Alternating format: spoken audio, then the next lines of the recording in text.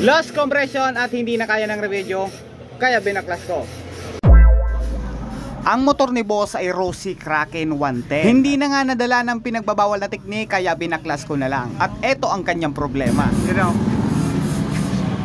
itim. Good morning mga kabayan. So ngayon ay meron po tayo ditong Rossi na inaayos. So ang problema ng may-ari ay lost compression. Kung makikita nyo dito, ayan, maitim na. Pati yung valve kailangan ng hasain. Tapos ito, maitim na din, oh. Ayan. Dito natin to matitest kung may tagas nga ba o kung may singaw yung ating valve. Dito natin malalaman kung may tagas yung kanyang valve. So kukuha tayo ng langis, ubuhusan natin.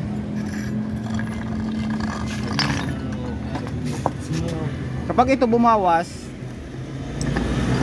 bibili tayong bagong remedyo.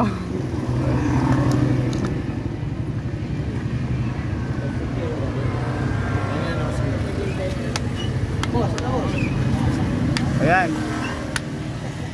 Singaw. Sabihin mo na sa'kin yan.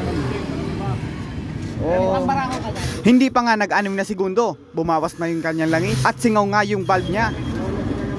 Singaw, oh. Bumabawas. Ayan, bumabawas na. Kung may mga ganyan kayong sira ay bumisita na kayo dito sa North Caloocan. Dahil ako na po yung bahala sa tamang remedyo dyan.